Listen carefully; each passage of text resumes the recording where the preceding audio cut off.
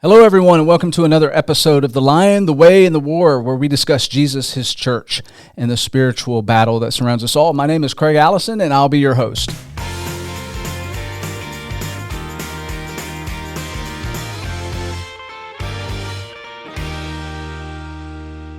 All right, joining me on today's episode is Alex Burroughs. He's been born and raised in Chattanooga, Tennessee.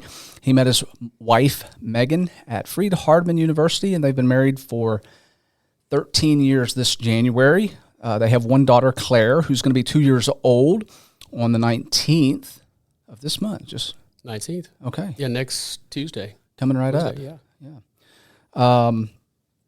Let's see. He also says that Claire is the best thing that ever happened to you.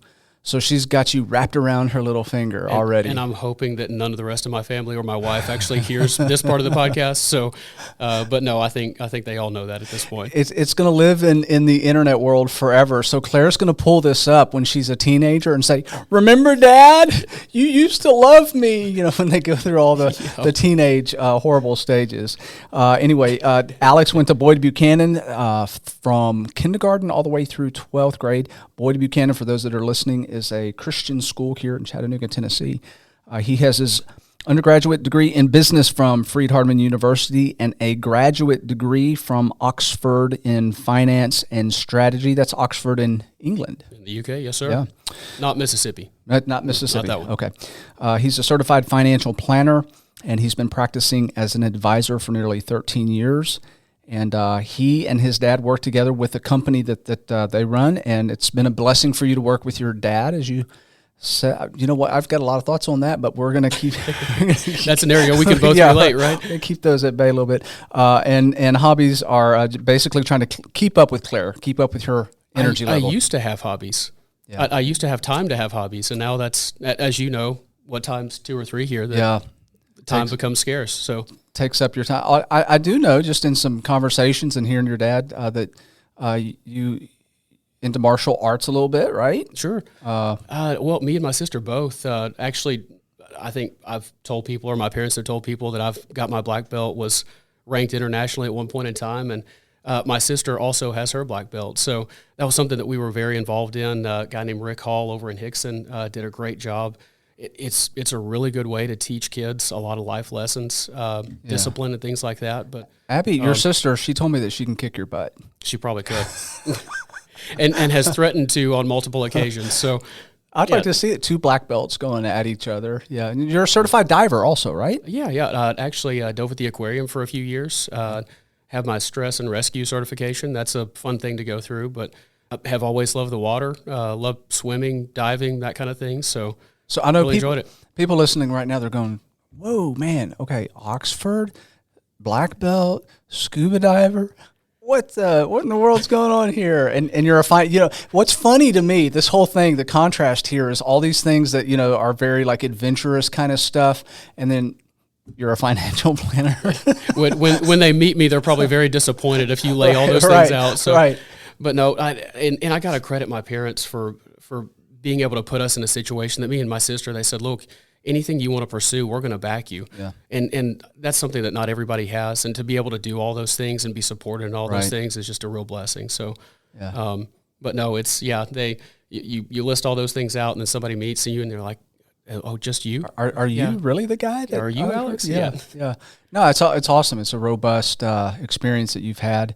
I've been excited to have you on this show because we haven't done any podcasts that focus on finances whatsoever, which is, to kind of put the onus on me here, that's kind of a oversight on my part, because as a campus minister for over a decade, I saw just how needed I'm talking basic finances are needed in that age group. These young adults that are starting out and they're looking forward to graduating, and it's amazing to me how little they actually understand about just basic finances. Sure, setting a budget. I wouldn't beat yourself up on that too. I mean, I think I read somewhere this is season 3, episode 15 or something like that. But for you to have had all of the things put on you for the last however many years, starting a new job, you still have young I don't want to say children because one's in the room with us, young men and women in your life that you're raising, to put together this podcast and all of the things that you've done, all of the time and effort and resources that takes, that's incredible. Yeah. So it's amazing that you've got this set up, that you've got an avenue now that you can have on either financial people or people from other churches. That's amazing that you've got this avenue and this way to communicate with all of them. Thank you. I appreciate that. This may be one of those not episodes, but themes that we revisit, kind of a recurring thing. And I've mentioned that to you before. Just I know the response that I've received for past episodes, especially around mental health, have been, "Hey, you need to talk about that more." And I'm suspecting it's going to be the same thing as we get into this stuff, because it's so relevant. I think, especially for college students that listen to this podcast, they're going to be blown away by some of the stuff that we discuss. They're going to be like, "Wait, what? Are you kidding me? Why did nobody ever tell me this?" Okay. So, and that's the unfortunate part, right? Is I think that's a lot of what gets people into trouble, is they're blown away because you go from you're living in your parents' house to you're in college, right. They're both insulated environments, and then you're kind of thrown out into the world, and all this finance stuff comes at you at once, and you're saying, how do I make heads or tails of it? So there's really no transition period that you can say, look, how do I dip my toe into the water a little bit on this and learn a little bit, and you're just kind of thrown into the deep end of the pool, and somebody says swim. Sure, yeah. So let's jump right into the deep end with this first kind of discussion. The Trump presidency and the impact on finances. I would like, we're going to drill down a little bit on this, but is there a major difference between a Democrat versus a Republican president, and how that trickles down to the U.S. economy and what for our own personal pocketbooks, what's going into our bank? Does it really make that much of a difference in your experience as a financial advisor? So there's a group called Capital Group, and they do a lot of really good research on this. And I think we're in 92 years worth of data at this point. And what they've done is they've gone back and they've said, look, let's look at every combination possible. Let's look at the House of Representatives. Let's look at the Senate. Let's look at the White House, each of those being Democratic or Republican. Right. And let's see what the market does during that 4-year time period. Right. It really doesn't matter. The stock market goes up during Republican administrations. It goes up during Democratic administrations. Now, there's obviously differences of how they go about implementing in more recent years executive orders and things like that. But a phrase that we like to point out a lot is that the market works in spite of our politicians, not because of them. Okay. We've got a limited government for a reason, and markets really like gridlock. They really like Washington and politicians to stay out of it. So I would never make an investing decision based on who's in the White House or who's in the Senate or what the makeup of Congress is. Okay. And that kind of leads into my next question here. There's a lot of speculation right now on AI tech chip companies. For example, NVIDIA is one that's just exploded. I own some stock in NVIDIA, and it's done really, really well. Some people are turned off because of Nancy Pelosi's I think it's her husband that has a large portion. I could be wrong on that, but anyway, it's a stock that has done really well. And this is an interesting quote here just in the past couple of days from Lee Zeldin. He was a former New York congressman, and he's actually Trump's pick to lead the EPA. Yeah. And so this is what Lee Zeldin said: "We will restore U.S. energy dominance, revitalize our auto industry to bring back American jobs, and make the U.S. the global leader of AI. We will do so while protecting access to clean air and water." And so obviously that bumped the needle there on people's interest in stocks around computer chips, AI chips, that kind of stuff. And again, from my own personal tracking of that, they've done really well for me. So is that something that we might want to just keep our eye on? Any investment theme like that comes down to what's right for you as an individual. So not to try and avoid advocating for those things, or you should talk to your advisor about which of those is right for you. But that does bring up a good point. The United States is still the best place in the world for innovation, for technology. Technology, I think, is a sector of our economy. It's like 27 or 28% of the market at this point, which is massive. But those companies, NVIDIA, Google, Alphabet, Tesla, those are really the only companies that are innovating and doing all of these things that you see in Europe and China. And China tries its best to keep up, but they're nowhere near where we are. Right. And again, some of the deregulation. So there are three themes that I think a Trump presidency brings in that we haven't had. So one of those is deregulation. And when you go in and you say, look, we're not going to put a lot of compliance burden on these companies, they're able to say, well, how can we innovate more? We're able to spend more.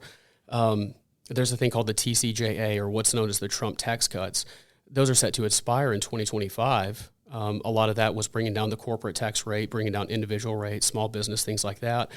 So when you have a lower corporate tax rate, these companies have more money to say, look, we can spend more on R&D, we can spend more developing these technologies that are going to really pave the way for future growth. Yeah. But the tax cuts, deregulation, energy production, I think will be really good. You mentioned Lee Zeldin leading the EPA. Yeah. Drill, baby, drill. We've heard that over and over again. So higher energy output is going to help us, as a country, just overall. That has nothing to do with the technology area, but the deregulation and the taxes will help those particular fields. Yeah. And I think another thing, not just technology-wise, but also crypto-wise, that's going to be something to keep your eyes on. Bitcoin, Dogecoin, I've been watching Bitcoin today. It's just $84,000 or something like that. It had broken 90 earlier today, so it's even surpassed the highest point that it's ever been. So. Okay, I wanted to frame the beginning of this discussion with what we're talking about now, which seems very high altitude stuff, because I know I've got a lot of young listeners thinking, I thought you said that this was going to be a really interesting conversation, and you're talking about stuff that I don't even know what you guys are even talking about. I'm doing that to prove a point for you young people. This is the type of stuff that you ought to be thinking about and being able to understand, because right now you're sitting there not knowing, and it's a gap in your educational process that should just some basic understanding about stocks and bonds and why that's important. Okay, because all of this is directed towards putting money back, saving for the future, creating long-term independent wealth, not just for yourself, but that you create a legacy for your kids. Because from a biblical perspective, and let's keep that in mind, because that's what this show is about. We siphon everything back down to a Christian perspective. We're really called as parents to leave a legacy for our kids, for our children. And that's a very biblical model. So how do we do that in a society where everything seems to be so expensive? How in the world am I going to be able to save any money, because I can't even afford to pay rent or buy groceries or whatever? So these are all very complex issues that we need to talk about. And really what it does is it siphons down into what you've been taught regarding a budget. So I want to have you kind of address, what exactly does that look like? Let's just assume I'm a college student about to graduate, and you have me in an elevator for 60 seconds basically. And what advice are you going to give me? Dad and I were talking about this because we're talking about different generations and what different people have had to deal with as they graduate college. Mm-hmm. I really do feel sorry for today's Gen Z. It's a very difficult economic time to leave college or leave your house from high school and to go out and to try and buy a house and things like that. Mm-hmm. In terms of just a budget, what are your needs and what are your wants? Yeah. And we have trouble today really differentiating what those are. Yeah. Everybody feels that they need an iPhone. Yeah. Everybody feels that they need to have this type of car or live in this type of neighborhood. Mm-hmm. You don't need all of those things. Yeah. You need housing, you need food, you need water, right. You need health care. These are things that you need, but we could get into a whole other tangent here on social media and a lifestyle that people think that they have to have because of how prevalent it seems to them based off of Instagram or TikTok or whatever they're consuming. Yeah. But what are your needs and what are your wants? Take care of your needs, take care of your savings, and then anything after that's gravy. Yeah. But in 60 seconds it'd be hard, but differentiating between needs and wants I think is a really good place to start. Yeah. And that is a hard honest self-assessment when we sit down and we think, okay, and here's the disconnect is because young people, they think, well, I've got 30 years to worry about this stuff. Right now, I mean, I'm young. I want to have fun. I want to buy stuff that I want, because when I get old, I'm not going to be able to even enjoy that stuff. So that needs versus wants becomes a really crucial thing. But the thing is, it's such a short-sighted approach, and not thinking about what's happening down the road where you're in that position all of a sudden, and you look at yourself and you have not saved anything. And now what do you talk about a life of drudgery and misery. You can't retire because you're not going to be able to pay your bills, the actual needs, because you haven't set anything back, and now you're stuck, basically. Yeah, and why worry about tomorrow when you've got today? Yeah. And unfortunately, I've met with so many people just in my short 13-year career so far that they come in and they're 50, 55 years old, and they're saying, well, I need to think about retirement.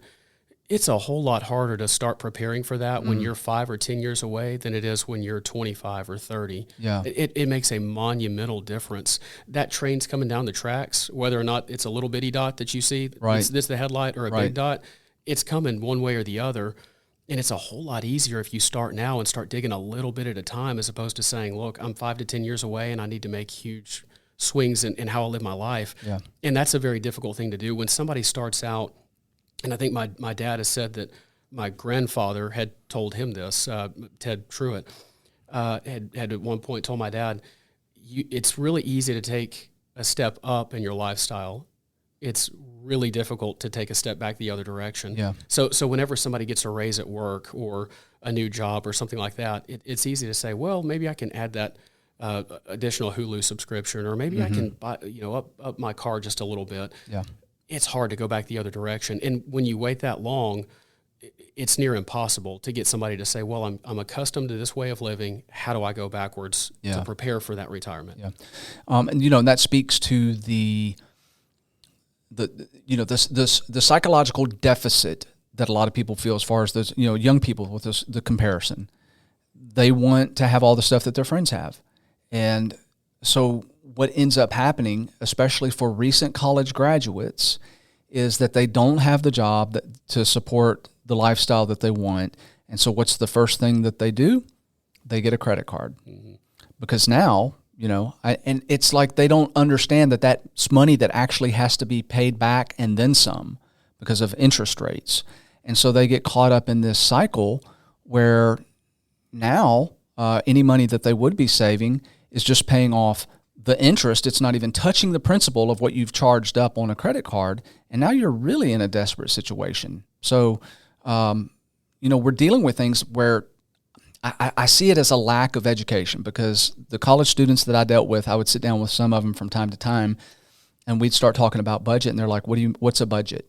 What do you mean? I'm like, okay, so how much money do you have coming in, and how much of that you actually have to spend to live, to breathe? Mm-hmm. And when we start going through that kind of stuff, they realize, as hard as it is being a broke college student, when you sit down and do a budget, turns out I'm spending $250 a month on Starbucks. It's amazing how fast it adds up. Right. Okay. So I wanted to throw that kind of situation out because it leads into this next thing, the beautiful, magical principle of compounding interest, right? When they asked Albert Einstein what the most powerful force in the universe was, do you know what his reply was? Compounding interest. Compound interest. Yeah. A guy that literally had a hand in developing the atomic bomb says compound interest. Yeah. And I knew this was going to come up, so I just wanted to paint a picture here with a story. So if you're a person who starts saving $100 a month when you're 20 years old, let's say you're just out of college, high school, you earn an average of 4% annually. I know that's low. There's a lot of different people that say stock market does 9 or 10, and whatever asset class you have. Yeah. You $100 a month, 4% annually over 40 years, you would have over $150,000, just $100 a month. That's what kind of subscription would that be? It's less than a cell phone, a couple of cell phones. Yeah. But over 40 years, $150,000, your principal investment was $54,000. So you've tripled your money in that amount of time.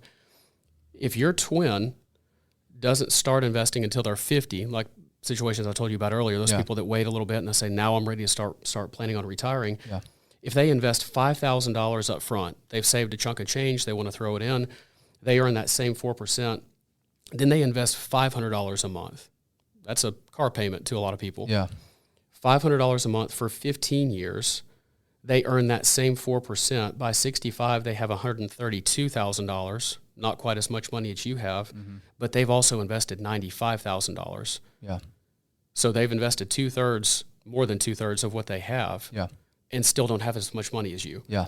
So the difference of just a few years, and that person's trying to play catch up. Right. They didn't just do the $100 or have anything initially, but I mean that's massive. Right. Yeah, it is. There's another extreme case there where you've got two 19-year-olds that start out, and the first one he gives $2,000 a year. So divide that by 12. You're coming up with. I mean, I understand it could be hard for some people to set aside, roughly $200 a month. If you did $200 a month, let's just say $200 a month. That's That's $2,400 a year. Okay, but again, going back to my point, sitting down with some of these college students, we found out that like expendable income, the stuff that the wants, the Starbucks coffee, getting the nails done, getting the special they're spending about that. Okay. Mm-hmm. So that person, let's say it's you and I, as 19-year-olds in college, and we decide we're somehow, no matter what, we're gonna try to put back $200 a month. So I start out first, okay, because I'm the smart guy in this scenario, and I give $200 a month for, I don't know how many years is that. The first guy on the left column there. Let's see, 19 to 26. Okay, so however many years that is. 7 years, yeah. 7 years. And then I stop. I completely stop investing. I don't put anything else back. I'm done. 7 years, $2,000 a month, finished. Now that calculation there is based on a little bit higher percentage return on like a 401k, set of mutual funds or whatever. When I'm ready to retire, I've got $2.2 million. Okay. $2.2 million. And I've only invested a total of, I don't know what it says there. I can't remember. I can't recall the total amount, but it's a fraction of the cost that, let's say, you delay putting back $200 a month. So you wait until your age 27, which is actually the age that most people start to seriously think, you know what? I probably need to start saving for retirement. So they're 27 years old. They put $200 a month or $2,000 a year aside for the rest of their life until they retire. And they only end up with $1.5 million, but they've invested a total amount that is significantly more than what I invested, but I end up with $2.2 million. And again, that's, the power of compounding interest over a lifetime, especially if you start early. Then you're in a situation that is remarkably different than the person who delays putting money back. Yeah, $16,000 initial investment for the smart guy. Yeah. And you wind up with almost $2.3 million versus $78,000 to only have $1.5 million. And again, that's part of what I've wondered in the past is, why is this not required in high schools? Why is this not required as part of college curriculum or something like that? And I always thought that, never really followed up on it. But if you do a Google search, there's one thing that I talked to Megan about last night was, I said, who's on the other side of this? Mm-hmm. Like, who's the person that says, no, that shouldn't be taught in schools? They're actually out there. There's people that say, look, for one reason or another, some of those being, look, it should be taught in the home. Mm-hmm. And I agree, a lot of principles, morality or finance-based, need to start in the home, but not everybody has that example. Yeah. Right. It's something I take for granted. It's something your kids have with you and your wife, but not everybody has that. So if it's not going to be taught at home, who's going to teach it? Who's going to be equipped to do that? The reasons they give are, well, we don't want to take away from our core curricula. We don't want to take away algebra, and we don't want to take away English and literature and all of these other things. So there's proponents for those that don't want to give up any of their time for a personal finance class. Yeah. And there's also the people that say, well, it should be taught through another avenue, but what other avenue? Well, I mean, why wouldn't it be taught as part of your math curriculum? I think it should be. I mean, basic finance is, again, it's something I've seen from the collegiate level that is completely lacking. College students, they don't know what a budget is.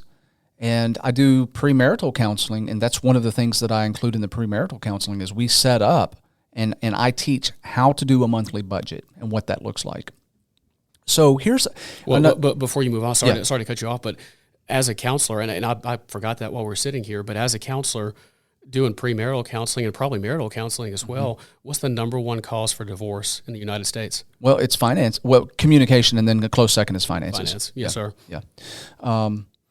So yeah, I see this lack of education impacting not only long-term health with your marriage, okay, but also in the short term, just being able to make ends meet and realize, you know what, it may take a little bit of intentional effort and sacrifice, but the earlier we start, the better it's going to be. And I would think probably the biggest falsehood out there is we have, we can wait. We've got all, and I get it. You, as soon as you graduate, you got all this stuff going on. I mean, trying to rent and, a lot of expenses that are there at the beginning. But if you don't start out in a disciplined manner and putting back money, you're going to end up in a place where you don't want to be. Sure. So, and that's where I do feel sorry for Gen Z, and some of the stats that I've seen recently is that if you think about a college graduate today in 2024, the average student loan balance is $37,000 per borrower. $37,000 when you leave college. The average house payment, if you said, look, I'm getting married, want to buy a house, median home price in the U.S., $425,000 at a 7 to 8% interest rate. Average monthly payment is $2,700, $2,719, I think, today. So $2,700 for a house payment. You're paying off $37,000 of college loans. You probably got to afford transportation of some sort. Yeah. The average income is somewhere between $45,000 to $51,000, depending on what state you live in. But when you're taking home $3,300, $3,400 a month from your job, and you start off with a $2,700 payment here, whatever your college payment is over here, that doesn't leave a whole lot of wiggle room. Right. So that's not to give an excuse for the there's ways you can work around that. Yeah. But oftentimes I'll hear people of older generations trying to tell their kids or grandkids, like, you just need to be more disciplined. And it's that is part of it to an extent, but also economic conditions are different today than they were 50 years ago. And I want to address that because that's a, people listening up to this point going to, especially the younger people that have graduated, that are struggling to make ends meet. They're like, well, you're not in touch with reality here. Okay. There is so much opportunity, especially with, we're living in a digital age, to supplement income. Now, it's a hustle for sure. I mean, this is not a world for lazy people, financially speaking. I don't know if you listen to Dave Ramsey. I've listened to him for years and years and years. He's a fan of hustling. Sure. When you don't, and he's presented with, a crisis, this person in crisis, and you do the math, and it's, they're sinking. What you hear him going back to over and over and over again is, all right, man, that's fine. I get it. I see the situation you're in, but as long as you're drawing breath in your nostrils and you have access to the internet, even if you have to go down to the library, there are ways to supplement your income. Now, it takes work and effort, and it's going to be a really tough way to live for a while, but you can crawl out of this. You can get to a point where now you have income that is expendable. What do you do with it? Are you going to be taking that expendable income and going back to the same old habits that you had, running up a credit card? Because now you don't have any credit card debt. You've paid that up and you feel free and clear. And it's like, what's the first thing you do? You run and you take that credit card and you buy something else with it. Yep. You've got to break the bad habits. Sure. So taking that expendable income and putting it towards something that's going to pay lots and lots of dividends, compounding interest down the road. Okay. You know what I've heard, Alex? This is a true story. I've heard some more than some, say that they're not going to invest in a 401k or the stock market because they say that it's the same thing as gambling, and that's a sin, that we should not gamble. We should be good stewards of our money. What's up with that? Is that an excuse to just be like, you know what, I'm not disciplined enough to save, so I'm going to use this as an excuse? Or is there actual scriptural grounding for that? I think sometimes it is used as an excuse. It's let me try and bash whatever the activity is because it's hard and I really don't want to do it. I do think that's part of it. When I was younger, I think I was a little more apt to try and defend it and say, no, it's not gambling at all. If it's done prudently, I don't believe it is gambling, and I believe it's necessary. Hence the parable of the talents. Yeah. I think that's a parable not only for the talents that God's given us, whether it's putting on podcasts or preaching or public speaking, whatever those might be, but it also could be for investing. Right. Well, that was actually in that parable. That's actual money that's being sure. And what are they doing with it? You know, they're going out there to the bankers. They're investing it, right? And the bankers back then even had futures contracts. Sure. So there's evidence of that. But and explain what futures contracts are, just so everybody's clear. So if you want to bet on the price of you call it a commodity, if you drop it on your foot, it hurts. Gold, cattle, lean hogs, oil, platinum, palladium, those kind of things. Right. You're betting on the future price of that, or you're hedging on the future price of that. So there's some speculation, there's some guesswork. Sure. It's not a guarantee.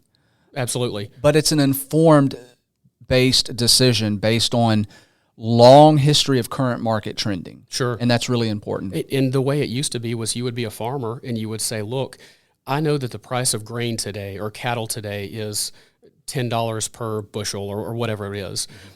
I can make a profit at $10 a barrel, so I'm going to sell a futures contract and lock in that $10 a barrel or bushel or whatever you've got as a farmer. That was a way that you could have a steady income. You own the commodity and you're selling the future against it. So you're locking in your price then and saying, I don't have to worry about if the price goes up or down. Yeah. There are people who speculate and they don't own it and they'll buy a contract saying, I think it's going to go higher, I think it's going to go lower. Yeah. And that's where I think the stock market or futures market or whatever market you're looking at could be used as a gambling device. Is if you're saying, look, I really want to make a quick buck. Yeah. NVIDIA's been up a lot lately. I've got clients that have made hundreds of thousands of dollars buying NVIDIA that I've honestly tried to talk them out of. Yeah. But when you see that, there's a fear of missing out. And that's one of the greatest fears that the market has. It's more powerful than the fear of losing money in a lot of people. There's a lot of good psychology around that. But the fear of missing out, people will say, well, hold on, so-and-so invested in this, and they made a lot of money. I want to do that too. That's not how every stock works. Yeah. You know, it's everything's not going to go up all the time. And when you're trying to get yourself out of a hole by saying, well, let me buy this stock and that's going to get me out of my hole. You know, when I have this much money, then I'll pay off this debt. Yeah. You haven't changed any of your habits that you really need to get out of a debt or to become wealthy or build wealth. All you've done is you've speculated a little bit of money, whether it goes up or down. But when you're doing that, when you're speculating, that is when I think markets can be used as a gambling thing. Yeah. And we are called to be good stewards of our money. Right. And I don't believe that's being a good steward of your money. Yeah. So that speaks to the importance of looking at and understanding what exactly 401k plans are. You know, we're talking about in a lot of cases very stable mutual funds that are very diversified. So you're investing your money in good reputable companies that have a long track record of being good stewards of people's financial investments, and they're putting a product out there that people need that is good for society, and you're taking part. You know, you're helping grow that company, and because of your help investing in that, you're getting a return for that. That looks a lot like what the first two guys in the parable of the talents were doing to me. Yeah, right. Absolutely, and it's just part of the economy, right? When we talk about inflation, when you look at your water bill or your gas bill, you know it goes up every month, and people will say, well, it's costing more and more to live, but I don't want to buy that company because that's the stock market and that's gambling. Well, when you buy the water company or the gas company or the oil company, you're buying the thing that you're essentially using. Yeah. That's your hedge against your cost of living. Right. So you have to use the gas and the water and that sort of thing, but you don't want to invest in that. It's part of, but as long as you view it as, I'm going to buy this today, and I know that 5 or 10 years from now, I'm going to have more money than I had today. I'm going to grow, and I'm going to keep up with inflation. Not that I'm trying to get rich quick. Not that I'm trying to buy NVIDIA at $100 a share and hopefully goes to $600 a share. Right. But that's where the speculation and stuff can get dangerous for people. Yeah. So really, I mean, this all boils down to this. This is not a short-term, quick profit, get rich quick scheme kind of thing. This is long-term. This is starting early. This is understanding some basic fundamentals about finance and looking at yourself more as, and here's how I look at it, because I buy, utilities. Okay. That's part of my investment portfolio. And you buy shares, you're now a partial owner, albeit a small. So when those prices go up, I'm thinking my company's doing great. I'm making more profit now. And if nothing else, it takes the bite of my own check I have to write for the increased utility costs. It's not so bitter at that point because I own part of that company. I'm like, this is a good thing. And I'm kind of writing a check to myself. Oh, well, we're taking a trip to Disney here in a few weeks. So taking Claire for the first time. And when you see the prices of tickets at Disney right now, it makes you want to buy the stock. It's like, I think I want in on this. But again, to your point, it's participating in the things that everybody uses. Everybody needs razors and toilet paper and shampoo, but why would you avoid investing in Walmart because you think it's just a sheet of paper? But it's not, and that it all comes back to education, right? Is that people will view the stock market as, well, that's pieces of paper and speculation. They don't understand that piece of paper actually relates to a company where you buy your toilet paper and your shampoo from. Right. Yeah. Okay, so let's talk a little bit, because we're talking about investment and stuff, but young people can't even think about investing until they've got their debt paid off. That's just standard. So you get rid of your debt and then you start saving, putting back money, get that emergency fund built up. So let's talk about Dave Ramsey's Snowball debt kind of procedure. Is that something that has relevance? Does that work, or do you advocate a different way to pay off debt? Sure. I've heard several different methods, and I think one that he had years ago was you took the debt that had the highest interest payment and you started with that and worked your way down. I think it's a case-by-case basis. I really like the Snowball method, and it's one that we've almost always preached. The Snowball method is where you line up your debt. Let's say you take that Gen Zer that we were talking about earlier, and you've got a house payment, you've got student loan payments, and you've got a car payment. Yeah. So let's say your house payment, the mortgage on that's $200,000. Let's just throw out some numbers. Yeah. Let's say the student debt is $30,000, car debt is $10,000. So it's going to be a while before you can pay off that $200,000 mortgage. Sure. That interest rate, though, historically has been lower than what the other two are. Yeah. So if your interest rate on the car might be 9% today, your student loan payments are somewhere between 7 and 12, depending on when you're graduating. When we bought our house, interest rates were super low. I think 2.5% to 3.5%, somewhere in that range. Today, they're 7, 8, 9. But the Snowball method essentially says, look, make your regular payments on whatever debt you've got, pick out the smallest one and attack that. Yeah. Then you've eliminated one. You've taken one off the board. So in this case, take the car, pour all of your extra cash into the car, wipe out that little $10,000 debt. Then you've only got two you've got to worry about. So then attack the student loan payments. When you get rid of that one, then go to the mortgage payment. And I think that helps people, especially just from a psychological perspective, is that you feel like you're fighting way too many fires when you've got credit card debt, student loan debt, mortgage. Right. And keeping all of those and trying to pay off all of that is overwhelming. Right. If you can start eliminating chess pieces, it does something to your psyche where you say, I'm making progress. I'm feeling good. Yeah.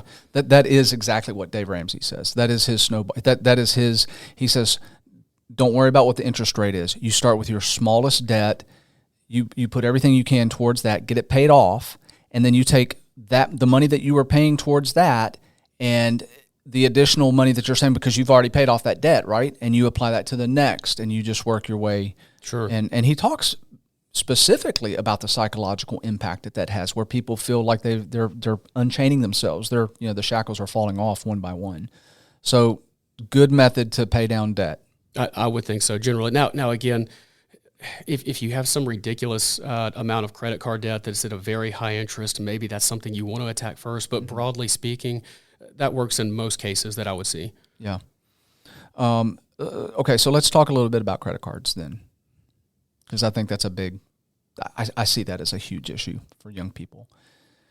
Most of them have credit cards. Most of them carry a debt, and they cannot pay that debt off each month.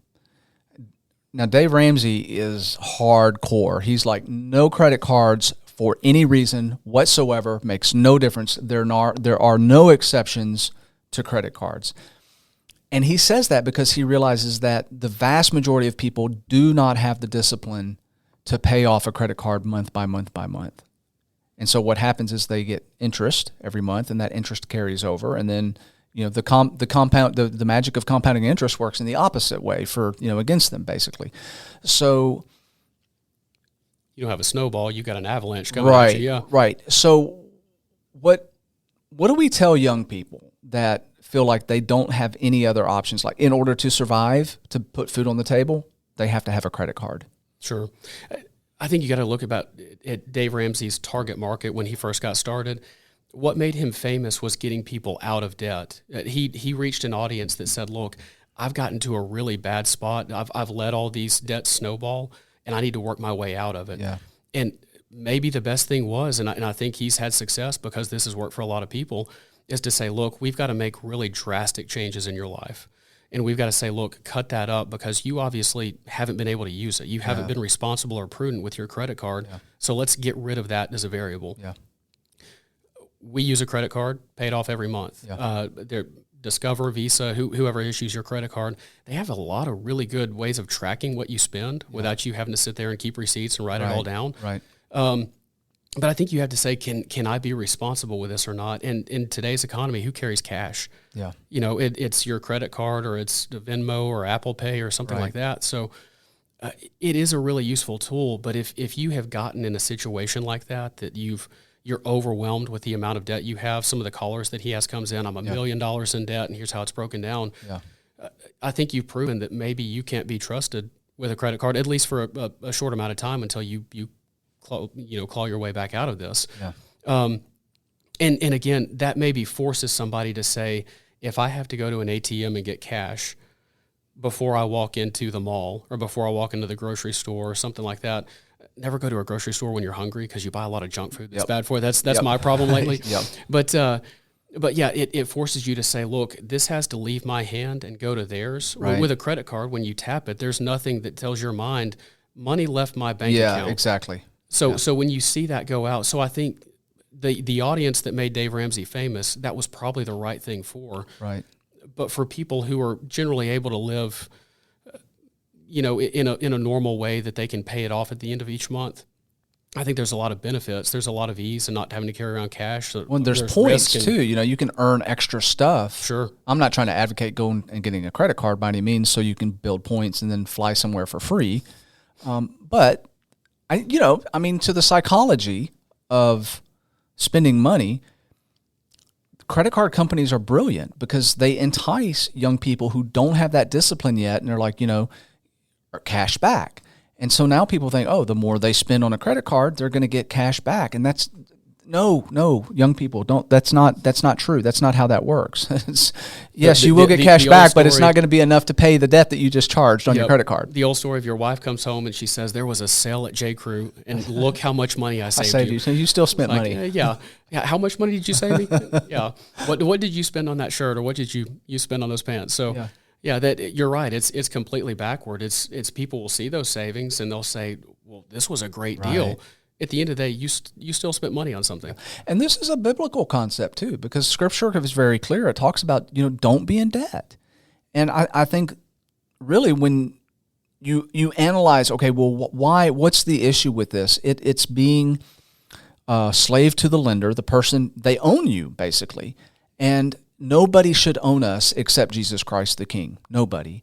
And so as long as we're living in a life where we owe other people, where we're giving our mental real estate to those things, okay, the stress, the worry that gets compounded because of compounding interest on our credit cards, it does detract. It muddies the waters. It distracts us from where we would otherwise be free to be thinking about good things, holy things, righteous things, going to God in prayer, thanking God for the blessings that we have and the peace that comes without, carrying massive amounts of debt.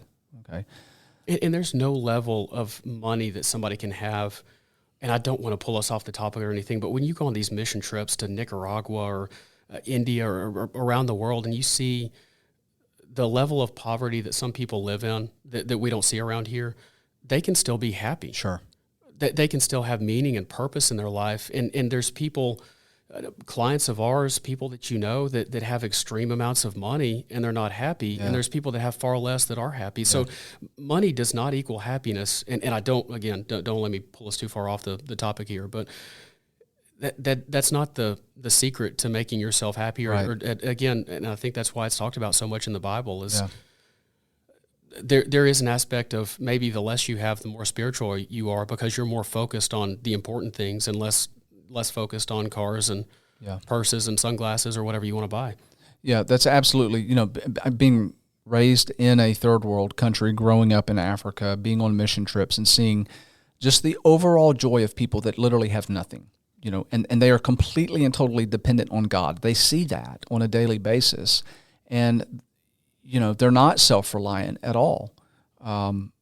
There's something to be said for that. I think a lot of very wealthy Americans can't understand why it is that they're not happy. Well, it's because, their money is their God, which speaks to another portion of Scripture, because God doesn't say that you can't be wealthy, that money is evil. A lot of people say, money is the root of all evil. Well, no, that's not what the passage says. It's the love of money.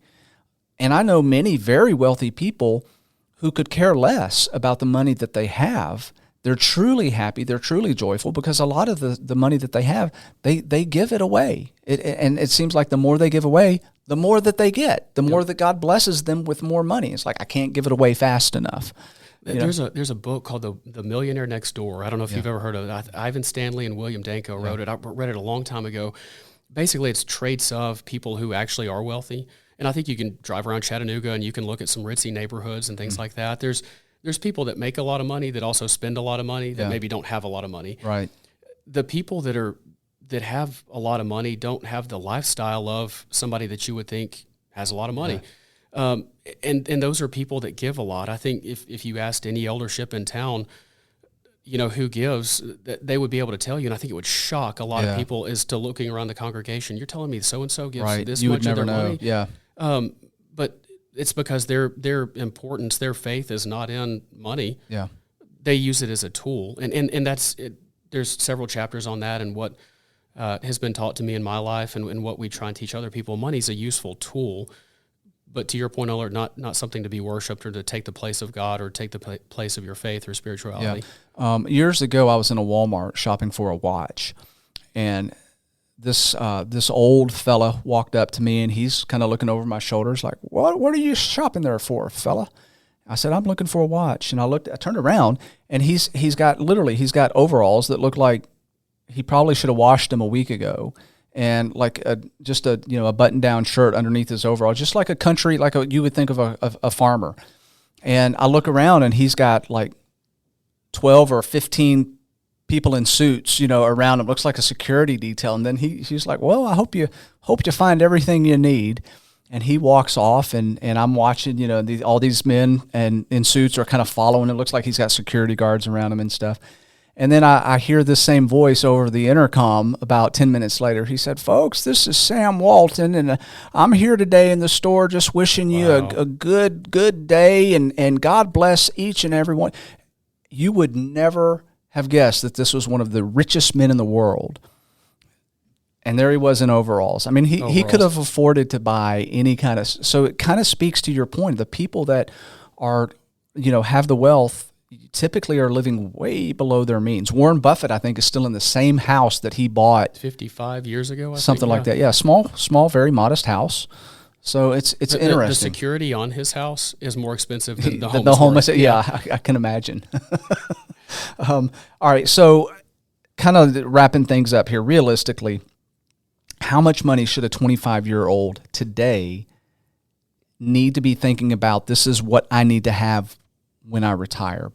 Is there a number we need to be shooting for just based on the extrapolation of inflation rates, which I don't know, they vary 3 to however a lot much the percent. last 4 years, yeah, right? right. So, but typically, what's that ballpark? Based on the median income, and okay, so I can retire at age 65, 70, whatever it is, and this is roughly the amount of money that I need to be thinking about Sure. having put back. I forgot who did it. Somebody did a commercial a few years back, and it was everybody walking around and they had this big number over their head, and it was 1,500,000 this or 2,000,000 this, and we work backwards just a little bit, and we say how much can you draw off of that money to be able to live, and then you kind of work towards whatever that is. Let me explain. So if there's been hundreds of studies over hundreds of years of data that they have for this, and they say Fidelity's done them, Vanguard's done them, BlackRock's, all the big major firms. Yeah. How much money can you pull off of your principal amount without really affecting the principal? Yeah. So how can I have my milk cow and still be able to get milk from it, get cash from your portfolio? You're not having to kill the cow. Not having to kill the cow. Yeah. So it's between 3 and 4%. So you get 3 to 4% worth of growth. Fed's target on inflation's 2 to 2.2%. We run hot. Hopefully we get back to that level here fairly soon. Looking at about somewhere between a 6-7% return, and as you were talking about earlier, being diversified, that's about what a mixed asset class portfolio should achieve over a long period of time. And historically has done that. Has done that. Yeah, we look. This is many years, so people can be like, I mean, this is what it's going to be. Sure. Yeah. Sure. Yeah, and this is. I mean, we have returns before the Great Depression, so 1918 all the way to 2024. Yeah. So over 100 years worth of data. That's generally true, 3 to 4%. So if you had $1 million, think I get $30,000 to $40,000 a year off of that. Supplement that with your Social Security income. That should be another $30,000 to $40,000 if Social Security is around by then. I'm glad we didn't talk about that in the political. That's the next episode. That's Social Security. That's the next episode. I can lose a lot of friends that way, both Democrat and Republican, but because both sides have been very fiscally irresponsible. But if the way things stand today, say you've got $30,000 to $40,000 of Social Security, $30,000 off a $1 million portfolio, that should give you about $60,000, $70,000 a year of income. Could you live off that? And if you say no, I need closer to 100, maybe you need $2 million. Yeah. If your standard of living is even higher than that, maybe you need 3. But for every million you have, that generates $30,000 to $40,000 of cash each year. Yeah, and a lot of this too, because people are, they're trying to wrap their heads around how in the world would I save up $1 million? Okay, well that gets back again. Remember, young folks, compounding interest. It's easier than what you might think if you're disciplined. The second thing on that is the assumption that we need to make is that by the time you are retired, the amount of money going out should be less because you shouldn't, by that point, have a mortgage payment if you've been responsible for your money. Okay, so you're getting all that debt paid off. Whereas, the middle age, 30, 40 group, you're going to have a whole lot of money going out. Kids may be in college, which is another thing we didn't talk about, how to, get a Roth IRA or educational. You would be well-versed in sending a lot of kids to college at this point. Yeah. Right. So that's part of it. But realistically speaking, by the time, because people are thinking, well, that just doesn't seem like a lot of money to try to live off of. Well, you shouldn't by that point have all the money going out. So you should be able to maybe, perhaps live off a little bit less money. And there's cycles that people go through in how much money you spend. When you're young and married and no kids, you want to spend money on fun things. Maybe you're traveling more, or maybe you're buying more stuff. When you have kids are very expensive. Yep. For a lot of reasons. Yep. Educating them's expensive, feeding them's expensive. When you're sending them to college, it's incredibly expensive. Mm-hmm. We used to think that, look, you didn't spend as much when you retired. And that's true to a certain extent, especially in early retirement years. Yeah. But as things get as you get older, those costs start changing. You start having more medical events and maybe assisted living and planning for that. And that's why we like to use how do you milk the cow without killing the cow. Right. Is because that gets really expensive in a hurry. Long-term care insurance is incredibly expensive to price to somebody. So how can you have some money at the end to take care of you during your last few years? It's kind of morbid to talk about, but it happens to everybody. Right. And you need to be ready for that. But costs, they tend to change and shift more than they do ebb and flow, if you will. It's just what are you spending money on? Is it healthcare? Is it a lot of clients we have maybe helping kids and grandkids because of how expensive things are? Yeah. If you went to Harvard in, I think, 1972, tuition was something like $800 a semester. Yeah. Today it's $80,000 a year.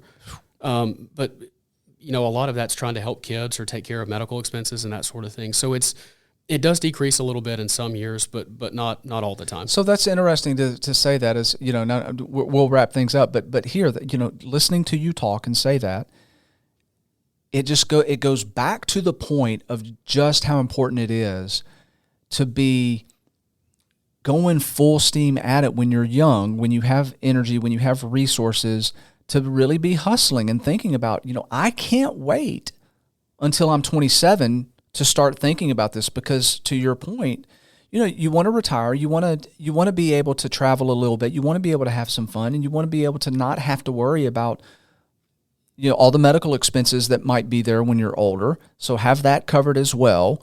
And also on top of all of that, having some generational wealth that you can pass on to your kids as a legacy. That's a lot, man. That's a tall order. And that tall order is only going to happen if we begin educating our young folks. This is something you've got to be thinking about now. You're never too young to start thinking about, what it's going to take for you to get to that end goal. And sadly, parents, churches, educational school, we're not teaching that like we used to. Sure. And when we do planning for people, excuse me, the snake that bites you is not the one you're looking at. So when we lay out a plan, people plan for sending kids to college. People plan for when they have children or plan for vacations and things like that. There's always surprises that come up. You don't know what it is. Is it you losing your job? Mm-hmm. Is it a health crisis that you go through? Is it a family member that you have to help? There's always some surprise that comes up. Yeah. And if not knowing what that is, I think that should motivate us all to say, look, I really need to be secure. Right. And money, that's what it can be at the end of the day, is a security blanket and a tool and a resource, not new cars and watches and fun things on social media. Right. So yeah, again, there's always a surprise. There's always things that you can't plan for that are going to happen to you. I talked to this is going back several years. I talked to a kid who had literally saved up $10,000 as an emergency fund.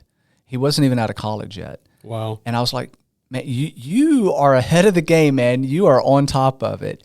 And a couple years went by, I circled back, ran into him again. And we started talking, and I said, so how you doing? He's like, man, life is good. It's really good. And I'm thinking, I can imagine, because you're on top of it. You already had 10 grand as an emergency fund saved up. I was like, yeah, really? Tell me about, what's going on? He's like, I just bought a new truck, paid cash for it. I said, good for you, man. That is incredible. Paid cash for it. He's like, yeah, that money, all that money I'd saved up, that's what I used. He was talking about it. He spent his emergency fund. To cash roll his truck. I'm like, oh, okay. So that's kind of going backwards. Yeah. That's kind of where, so speaking to what you're just saying there is like, what there's a disconnect somewhere happening here where, you see these young people that, like him, that seem to have it together, and then they go and they do something silly like that. Yeah, was the truck your emergency, or was it? Yeah, apparently but a lot of people do that. That's not an unusual. They save. They're good. They save up set whatever aside emergency fund. What is 3 to 6 months of your used cost? To be 3 to 6. I think after financial crisis in 2008, more like a year. Yeah. So and people end up buying luxury items instead because they have that money, and it's just too attractive for them or whatever. So maybe our next episode we talk about the importance of an emergency fund and Social Security. Sure. I'll do my best to be prepared for that one. Yeah. I've enjoyed this conversation tremendously. I kind of geek out on finances, absolutely. though. I enjoy that kind of stuff. We always have our guest read a passage of scripture that they like or is meaningful. So I don't know what you've exactly got picked out, but go ahead and sure. Well, my scatterbrained always wants a couple in here, but my favorite during normal times, there's one in Judges 6:12, and it's "The Lord is with you, you mighty man of valor." It's talking to Gideon before his 300, the original 300. Yeah. And that's always one it's a level of comfort that the Lord is with you, and also if you say that in the mirror, you mighty man of valor, doesn't that just get you ready to start your day? But I did want one that was financially relevant for today, and I think I said it on Ecclesiastes 5:10. Whoever loves money never has enough. Whoever loves wealth is never satisfied with their income. This too is meaningless. like we were saying earlier, there is no amount of money in the world that can buy happiness. Yeah. There's no amount of money in the world that can buy meaning or purpose that you have in your life. Those things come from your faith and they come from your family. Yeah. And when you take care of those things, money it can be viewed as just a tool and a resource. Sure. You can be happy wearing your overalls, helping a guy shop for watches in Walmart, and focus on what's really important. Yeah. Great thoughts. All right, folks, give us feedback, share, subscribe to our channels. We're broadcasting on all of the platforms out there. Consider becoming a sponsor of the show if you'd like to. Ministry League, you can see there on your screen if you're watching on YouTube. There's a QR code there that you can scan, download their app. They are a great resource for, like I say, every week for a lot of different stuff, especially spiritual matters. So Ministry League, download their app. And until our next episode of The Lion, the Way, and the War, be kind to one another, love one another. Remember, the creator of the universe loves you so much that he gave up his only son for you. Everybody have a blessed day.